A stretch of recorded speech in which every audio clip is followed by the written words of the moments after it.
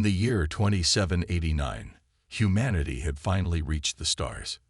For centuries, Earth's people dreamed of exploring the vastness of space, meeting alien life, and finding their place among the cosmos. But when they did step into the galaxy, it wasn't all wonder and discovery. The universe was already full of powerful civilizations, each with its own rules and ways of life. These civilizations came together under the Galactic Council, a group that decided what was right and wrong for everyone in the galaxy. At first, humans were excited to join this grand community. They sent explorers, scientists, and diplomats to meet new species and share ideas. But not everyone welcomed them. The Galactic Council grew worried about humanity. Humans were different from other species. They were quick to adapt, eager to expand, and often reckless in their actions. While some aliens saw this as ambition, others viewed it as dangerous behavior. Over time, complaints piled up. Humans were accused of breaking sacred cosmic laws, overusing resources, and even causing harm to weaker species. Many council members argued that humanity didn't deserve to stay in the galactic community. Despite protests from human ambassadors like Lucas Carter and scientist Julia Myers, the council made a decision. Earth would be banished. The news hit humanity hard. On Earth, people gathered around screens to watch the trial broadcast live across the galaxy. Lucas Carter stood tall in front of the council, his voice steady but filled with emotion. "We are learners," he said. "Yes, we have made mistakes, but we are growing. Give us another chance." Beside him, Julia Myers held up data showing how humans had helped repair damaged planets and shared technology with struggling species. But no matter how much they pleaded, the council wouldn't change its mind. In a final vote, humanity was declared unworthy. All humans were ordered to leave the central regions of the galaxy and move to a faraway area called the Exile Quadrant. The journey to exile was long and painful. Alien ships escorted human vessels deep into uncharted space, leaving behind everything familiar. Families cried as they packed their belongings onto crowded transport ships. Some refused to believe it was happening, while others prepared for the worst. Ethan Brooks, a young engineer, watched as his home planet disappeared into the distance. He clenched his fists, feeling anger rise inside him. How could the council just toss them aside? But instead of giving in to despair, Ethan decided to focus on survival. If humanity was going to be forced into exile, he would do whatever it took to make sure they thrived. When the fleet arrived at the Exile Quadrant, the reality of their situation became clear. The quadrant was barren and harsh, with few planets capable of supporting life. Most of the land was rocky and dry, and the skies were darkened by endless storms. Pirates roamed the edges of the quadrant, attacking weak colonies and stealing supplies. It seemed impossible to survive here, let alone rebuild. Yet, amidst the chaos, small acts of hope began to emerge. People worked together to set up shelters, ration food, and protect one another. Rachel Dawson, a former military strategist, took charge of organizing defenses against pirate attacks. Her calm and determined leadership inspired many to keep going. As days turned into weeks, Ethan and Rachel crossed paths during a crisis. A power failure had left one colony without heat, and tensions were high. Ethan quickly repaired the damaged systems, earning grateful nods from the settlers. Rachel approached him afterward, her sharp eyes studying him carefully. "You're good with machines," she said. "We need more people like you if we're going to last here." Ethan nodded, though he couldn't shake the bitterness he felt toward the council. Still, he agreed to help wherever he could. Together, Ethan and Rachel started working to build something stronger out of the ruins of their old lives. Though the road ahead looked bleak, they both knew humanity wasn't done yet. Life in the Exile Quadrant was hard, but humanity didn't give up. The rocky planets and barren moons were nothing like Earth, but people did their best to adapt. They built shelters out of scraps from old ships and mined what little resources they could find. Food was scarce, and water had to be carefully recycled. Every day was a struggle, But survival became the top priority for everyone. Ethan Brooks worked tirelessly to keep things running. He fixed broken machines, improved colony generators, and even designed simple tools to make life easier. His hands were always dirty, but his mind never stopped thinking of ways to help.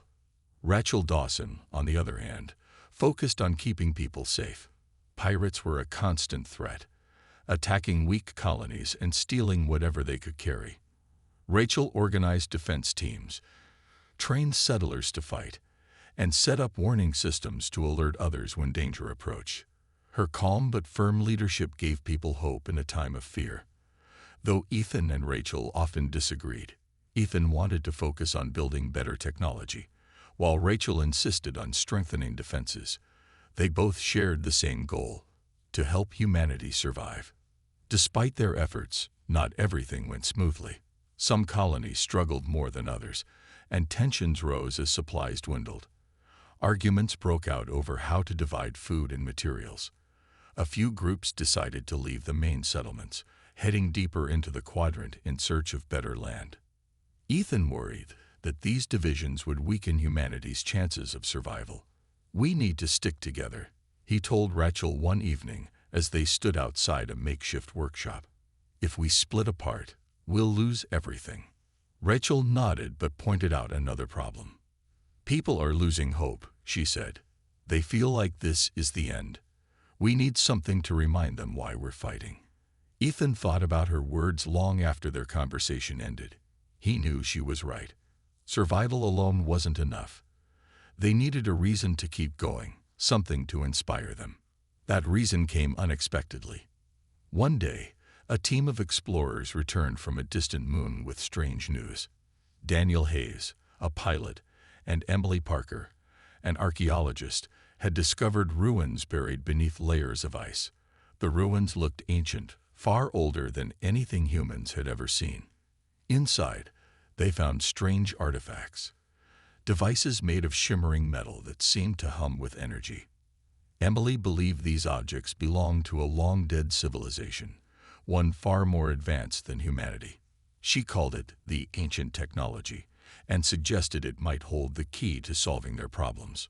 Word of the discovery spread quickly through the colonies. At first, many were skeptical. How could old relics help them now? But Ethan saw potential.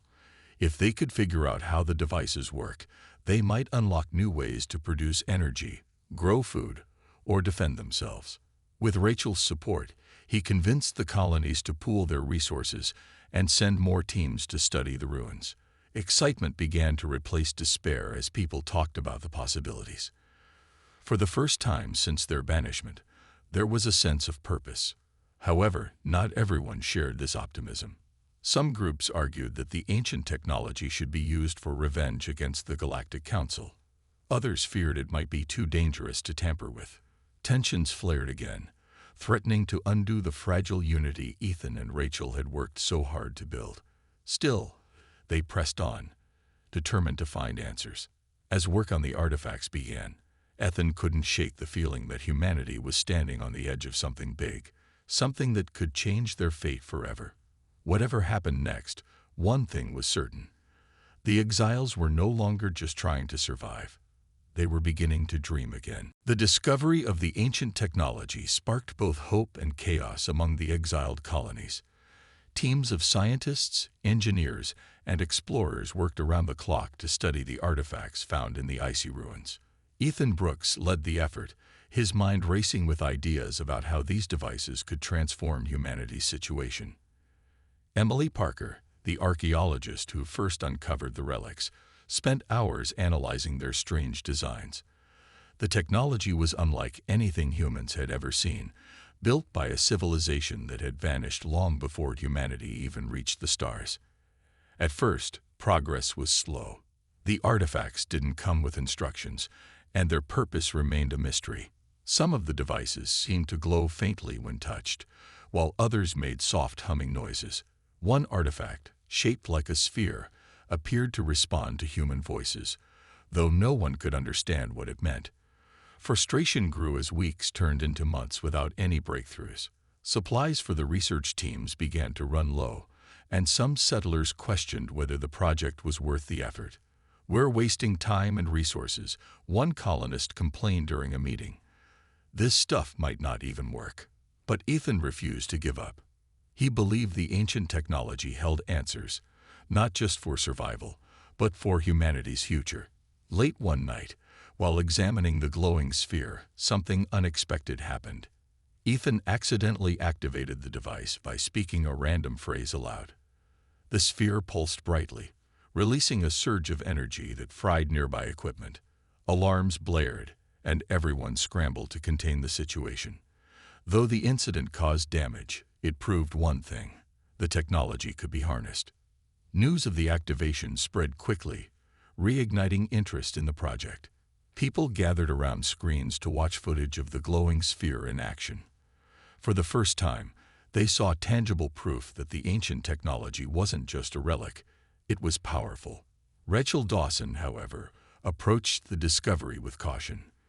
"This is dangerous," she warned Ethan. "If we don't handle it carefully, we could destroy ourselves instead of helping." Ethan agreed, but argued that risk was part of innovation. "We've been given a second chance," he said. "We can't waste it being afraid." As more tests were conducted, small successes began to emerge. Engineers managed to replicate the energy surge in controlled environments, using it to power generators and tools. Farms equipped with new energy sources produced more food, easing the strain on supplies. Word of these advancements brought renewed unity to the colonies. People started working together again, sharing knowledge and resources to unlock the full potential of the ancient technology. However, the discovery also stirred old rivalries. A rogue faction, led by a man named Victor Lane, grew impatient with the slow pace of progress. They believed the technology should be used to build weapons and take revenge on the Galactic Council. One night, Victor and his followers attacked a research outpost, stealing several key artifacts. When news of the theft reached Rachel, she acted quickly. She organized a team to track down the stolen items, determined to prevent the technology from falling into reckless hands. Ethan joined the recovery mission, knowing the stakes were high. If Victor succeeded in weaponizing the artifacts, it could lead to disaster, not just for the colonies, but for humanity's reputation. As they prepared to confront Victor's group, Rachel reminded everyone of their shared goal. "We're not here to fight each other," she said firmly. "We're here to survive and rebuild. Don't let anger blind you." Her words resonated with the team, strengthening their resolve. The pursuit took them deep into uncharted territory, where storms raged and dangers lurked at every turn. Along the way, Ethan and Rachel reflected on how far they'd come since their banishment. They had faced despair, division, and countless challenges, but they had also found hope, unity, and purpose. Now, as they closed in on Victor's hideout, they knew this mission would test everything they had built. Whatever happened next, one thing was certain: humanity's journey was far from over. The chase after Victor Lane's rogue faction led Ethan Brooks, Rachel Dawson, and their team into some of the most dangerous parts of the Exile Quadrant. The stolen ancient technology was too important to lose, and everyone knew it. Without it, humanity's fragile progress could collapse. The mission was risky, but there was no turning back. Victor had set up his base in an old, abandoned mining facility hidden inside a jagged mountain. The area was surrounded by treacherous terrain, with sharp cliffs and deep ravines making it hard to approach. Ethan studied maps of the region, trying to find the safest path. "We'll have to move at night," he suggested. "Less chance they'll spot us." Rachel agreed, adding that speed and stealth were key. "If we can surprise them, we might get the artifacts back without a fight." As the team moved closer to the base, tensions ran high. Everyone understood what was at stake. If Victor managed to weaponize the technology, it could lead to chaos, not just for the colonies, but for humanity's future. Along the way, they encountered obstacles. Rock slides blocked their path, and fierce winds threatened to knock them off narrow ledges. But the group pushed forward, driven by determination. When they finally reached the mining facility, they found it heavily guarded. Victor's followers patrolled the perimeter, armed and alert. Rachel signaled for the team to split up, creating a distraction while she and Ethan sneaked inside. The plan worked.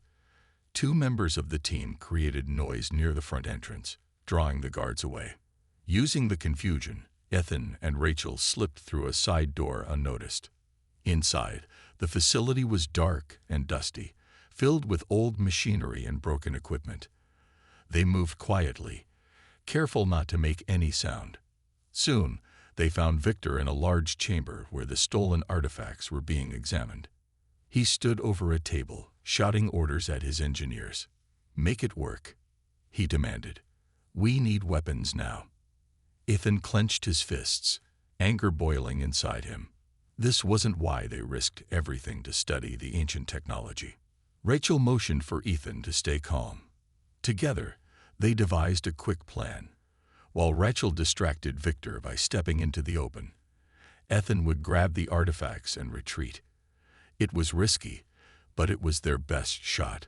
Taking a deep breath, Rachel stepped forward, her voice steady and commanding. "Victor, this isn't the answer," she said. "You think revenge will fix things. It won't. All it'll do is destroy us." Victor turned, surprised to see her, his face twisted with rage. "Stay out of this, Rachel," he snapped. "The council threw us away like trash. We owe them nothing. With this tech, we can take back what's ours." Before he could react further, Ethan darted toward the table, grabbing the artifacts and shoving them into a bag. Victor noticed immediately and lunged at him, but Rachel intercepted, tackling Victor to the ground. A brief struggle broke out, but reinforcements from the team arrived just in time. They subdued Victor and his followers, ending the confrontation. Exhausted but relieved, Ethan handed the recovered artifacts to Rachel. "We did it," he said softly. "But this proves something. It's time we figure out who we are as a people. Are we going to tear each other apart, or are we going to build something better?" Back at the main colony, news of the recovery brought mixed reactions. Some settlers supported using the technology peacefully, while others still wanted to use it for revenge. Arguments erupted during meetings, threatening to divide the colonies again. Seeing the growing tension, Rachel called for a summit, a gathering of representatives from every settlement to discuss humanity's future. At the summit, voices clashed. One man argued that humanity should strike back at the Galactic Council, showing them how strong they had become. A woman countered that violence would only prove the Council right about humans being reckless and dangerous. The debate went on for hours until Rachel stood up to speak. Her voice was calm but firm. "We've been given a second chance," she said. "Let's not waste it fighting among ourselves or trying to hurt others. Let's show the galaxy what we're truly capable of: unity, innovation, and hope." Her words struck a chord.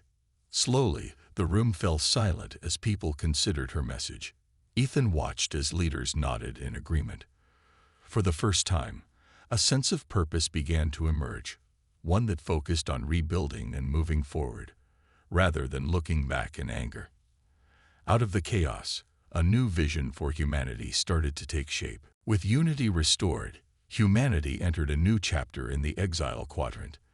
The ancient technology, once a source of division, became the foundation for progress. Ethan Brooks and his team of engineers worked tirelessly to unlock its secrets, while Rachel Dawson ensured that its use remained peaceful and ethical. Slowly but surely, life began to improve for everyone. The artifacts revealed incredible possibilities. One device, shaped like a flat disk, could purify water from even the most toxic sources. Another, resembling a small cube, generated clean energy that powered entire colonies. Farms expanded as settlers used advanced tools to grow crops in barren soil. For the first time since their banishment, people had enough food, clean water, and reliable power. Hope replaced despair, and communities thrived. Ethan's workshop became the heart of innovation. He spent long hours experimenting with the technology, often staying up late into the night. His hands were callous from handling tools, but his mind was sharp and focused. "We're not just surviving anymore," he told Rachel one evening. "We're building something real." Rachel smiled, proud of how far they'd come. She knew it wasn't just Ethan's work. It was the combined effort of everyone who believed in a better future. As the colonies grew stronger, so did their ambitions. Rachel proposed sending emissaries back to the Galactic Council. "It's time we show them what we've become," she said during a meeting. "Not to beg for forgiveness, but to prove that we're worthy of respect." Many settlers disagreed, fearing rejection or retaliation. Some argued that humanity didn't need the council. They had built a thriving society on their own. But Ethan supported Rachel, believing it was an opportunity to change perceptions. The decision was made to construct a new starship, the Odyssey *, using advancements derived from the ancient technology. It would be faster, stronger, and more efficient than any human vessel before it. Teams worked together to build the ship, pouring their hearts into every detail. When the Odyssey * was finally completed, it stood as a symbol of humanity's resilience and ingenuity. Rachel and Ethan led the delegation chosen to represent humanity. Alongside them were Daniel Hayes, the skilled pilot, and Emily Parker, whose knowledge of the ancient technology was unmatched. As the Odyssey * prepared for launch, crowds gathered to watch. Some cheered, hopeful for a brighter future, while others whispered doubts. Ethan felt the weight of expectation, but reminded himself why they were doing this. "We're not the same people we were when we left," he said to Rachel as they boarded the ship. "Let's show them that." The journey to the Galactic Council took weeks, but the Odyssey * handled the voyage smoothly. When they arrived at the Council's headquarters, a massive space station orbiting a distant star, they were met with suspicion. Diplomats from other species watched curiously as humans stepped onto the platform. Cal Vorn, a reptilian council member known for his disdain toward humanity, sneered at their presence. "Why should we listen to you?" he asked during the opening session. "You were banished for good reason." Rachel stood tall, her voice steady and clear. "Yes, we made mistakes in the past," she admitted, "but we've learned from them. Look at what we've achieved in exile, how we've grown and adapted. We're no longer the reckless species you cast out. We're builders, innovators, and survivors." She presented data showing humanity's advancements, including how they had harnessed the ancient technology responsibly. The council members listened, some intrigued, others skeptical. When Cal accused humans of being inherently destructive, Ethan stepped forward. Holding up a small device powered by the ancient technology, he demonstrated its potential for healing damaged ecosystems. "This is who we are now," he said firmly. "We've turned hardship into opportunity. Give us a chance to contribute, not because we're asking for mercy, but because we have value." The room fell silent as the council deliberated. Humanity's fate hung in the balance, but Rachel and Ethan held their ground, knowing they had done everything they could. Whatever the outcome, one thing was certain. Humanity had already proven its strength, not to the galaxy, but to itself. The Galactic Council's chambers were tense as humanity awaited their decision. Rachel Dawson and Ethan Brooks stood side by side, their faces calm but their hearts racing. The council members whispered among themselves, some nodding thoughtfully, others shaking their heads. Cal Vorn, the reptilian diplomat who had always been hostile toward humans, argued loudly against reinstating them. "They are unpredictable," he hissed. "Giving them a second chance is a risk we cannot afford." But not everyone agreed with him. A tall bird-like council member named Silra spoke up, her voice soft but firm. "Look at what they have achieved," she said, pointing to the data Rachel had presented. "They turned exile into opportunity. They rebuilt themselves without harming others. Is that not proof of growth?" Another council member, a jellyfish-like being floating in a tank of liquid, added, "Their use of the ancient technology shows discipline. Perhaps they deserve another chance." The debate went on for hours, with both sides presenting arguments. Finally, the council called for a vote. Rachel and Ethan held their breath as each member cast their decision. When the results were announced, The room fell silent. Humanity had been reinstated, not fully trusted, but given a probationary status within the galactic community. It wasn't everything they had hoped for, but it was a start. Rachel stepped forward to thank the council, her voice steady and respectful. "We will honor this decision," she said, "and we will continue to prove ourselves worthy of your trust." Ethan nodded, feeling a mix of relief and pride. They had faced rejection once before, but this time they had earned their place through hard work and determination. Back aboard the Odyssey the delegation celebrated quietly. Daniel Hayes, the pilot, grinned as he set a course for the Exile Quadrant. "We did it," he said. "We actually did it." Emily Parker, sitting nearby, clutched her notes about the ancient technology. "This changes everything," she said softly. "We're no longer outcasts. We're part of something bigger now." When the Odyssey returned to the colonies, news of the Council's decision spread quickly. People gathered in open spaces, cheering and embracing one another. Fireworks lit up the night sky as settlers celebrated their renewed hope. For years, they had lived under the shadow of banishment, but now they saw a brighter future ahead. Ethan and Rachel addressed the crowd, thanking everyone for their hard work and unity. "This victory belongs to all of us," Rachel said. "Together, we proved that humanity can rise above anything." But the celebration wasn't just about the Council's decision. It was about how far humanity had come since their darkest days. From struggling to survive in a barren quadrant to becoming a symbol of resilience and innovation, they had transformed themselves. The ancient technology had played a key role, but it was their spirit, their refusal to give up, that truly made the difference. As life returned to normal, plans began for humanity's reintegration into the galactic community. Trade routes were established, allowing settlers to exchange goods and ideas with other species.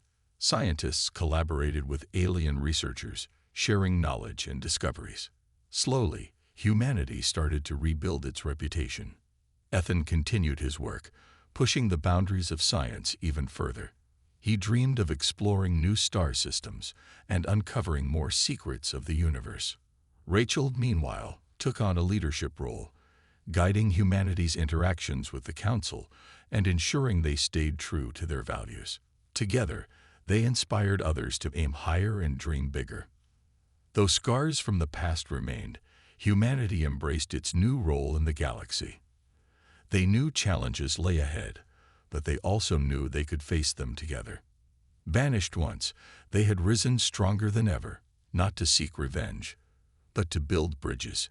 And in doing so, they'd proved that even in the harshest corners of the cosmos, light could shine brightest when people refused to give up. Years passed, and humanity thrived like never before. The Exile Quadrant, once a place of hardship, became a symbol of resilience and innovation. Colonies grew into bustling cities, filled with life and culture. The ancient technology continued to inspire breakthroughs, leading to advancements in medicine, energy, and even space travel. Humanity had not only survived but flourished, proving that they could turn adversity into opportunity. Ethan Brooks spent his days exploring new ideas, always eager to push the limits of what was possible. His workshop became a hub of creativity, where young engineers and scientists gathered to learn from him. Though he often thought about the journey that brought them here, he never let himself dwell on the past for too long. "We've got a future to build," he would say with a smile, his hands busy tinkering with some new invention. Rachel Dawson took on a broader role, guiding humanity's place in the galactic community. She traveled frequently, meeting with leaders from other species and fostering relationships based on trust and cooperation. Her calm demeanor and sharp mind earned her respect across the galaxy. Many began to see her as a bridge between humanity and the rest of the cosmos, a living reminder of how far humans had come since their banishment. The Odyssey, once a vessel of hope, now served as a symbol of unity. It carried diplomats, traders, and explorers to distant stars, forging connections that strengthened humanity's ties with other civilizations. Stories of its voyages spread far and wide, inspiring pride among settlers and admiration from alien species. Humanity was no longer seen as reckless or dangerous. They were viewed as survivors, innovators, and partners. Back in the Exile Quadrant, celebrations marked each milestone. Schools taught children about the struggles of the past and the lessons learned along the way. Art and music flourished, reflecting the diversity and determination of the human spirit. People honored those who had sacrificed everything to make survival possible, ensuring their stories would never be forgotten. Yet, despite all their achievements, humanity remained humble. They knew they still had much to learn from the galaxy around them. Rachel often reminded everyone, "We're not perfect. We'll make mistakes, just like anyone else. But we'll keep trying to do better." Her words resonated deeply, encouraging people to stay curious and compassionate. One day, Ethan stood on a hill overlooking a thriving colony. The sun set in a blaze of colors, casting a warm glow over the land. He thought about the journey that had led them here, the pain of banishment, the struggle to survive, and the hard-won victories that followed. Beside him, Rachel joined in silence, watching the horizon. "It's beautiful," she said softly. Ethan nodded. "We built this together," he replied. "And there's still so much more we can do." As time went on, humanity continued to grow stronger. Their story became a legend, told by countless species across the galaxy. It was a tale of resilience, unity, and hope, a reminder that even in the darkest moments, light could shine through. From the ashes of exile, humanity had risen not just to reclaim their place among the stars, but to shape the future of the cosmos itself. Though scars of the past lingered, they served as a reminder of how far humanity had come. Banished once, they had transformed themselves into something greater, not through revenge or anger, but through determination and collaboration. In the end, it wasn't just about surviving. It was about thriving. And as humanity looked to the stars, they knew their journey was far from over. There were still mysteries to uncover, challenges to face, and dreams to chase. But whatever lay ahead, they faced it together, united by a shared vision of a brighter tomorrow.